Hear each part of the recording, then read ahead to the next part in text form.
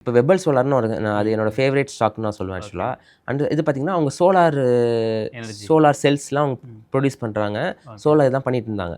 அவங்க வந்து ஒரு 2 இயர்ஸாக எந்த பிஸ்னஸுமே ஸ்டார்ட் பண்ணலை. வெறும் கம்பெனி மட்டும் தான் மேனுஃபேக்சரிங் பண்ணிட்டு இருந்தாங்க. அந்த இண்டஸ்ட்ரி எக்யூப்மெண்ட்ஸ்லாம் வந்து பில்ட் பண்ணிட்டு இருந்தாங்க. அந்த 2 இயர்ஸ் மட்டும் பார்த்தீங்கன்னா 7000% ரிட்டர்ன் கொடுத்துச்சு அந்த ஸ்டாக் எதுவுமே இல்லாமல். இப்போ அந்த கம்பெனி வந்து ஒர்க் பண்ண ஸ்டார்ட் பண்ணிட்டாங்க. ஸோ வந்து இதுக்கப்புறம் தான் வந்து ஃபாரின் இன்ஸ்டியூஷன் இன்வெஸ்டர்ஸ் இருப்பாங்க பார்த்தீங்களா இல்லையா, அவங்களாம் வந்து என்டர் ஆகிட்டாங்க அந்த ஸ்டாக்குள்ளே. ஸோ வந்து நம்ம ஒரு ஸ்டாக்கை வந்து முன்னாடியே நம்ம கண்டுபிடிக்கணும், இந்த ஸ்டாக்கு ஃபியூச்சர் க்ரோத் இருக்கா இல்லையா. இப்போ ஈவிக்கு வந்து ஃபியூச்சர் இருக்குன்னு நம்ம எல்லாருக்குமே தெரியும்.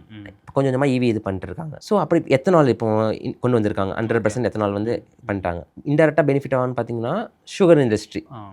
ஸோ இந்த மாதிரி வந்து நம்ம வந்து அனலைஸ் பண்ணணும், இந்த ஸ்டாக்கோட ஃபியூச்சர் க்ரோத் இருக்கா இல்லையான்னு பார்க்கணும். அதுக்கப்புறம் வந்து ப்ரொமோட்டர்ஸ் ஹோல்டிங் ரொம்ப இம்பார்ட்டன்ட். இப்போ வந்து இப்போ நீங்கள் நான் ஒரு கம்பெனி வச்சுருக்கேன். அந்த கம்பெனி மேலே எனக்கு நம்பிக்கை இருந்தால் மட்டும்தான் அந்த கம்பெனியோட ஷேர்ஸ் வந்து நான் வச்சுருப்பேன். எனக்கே நம்பிக்கை இல்லைன்னா நான் என்ன பண்ணுவேன், ஒவ்வொரு குவார்ட்டரும் வந்து அந்த கம்பெனி வந்து செல் பண்ணிகிட்டே இருப்பேன்.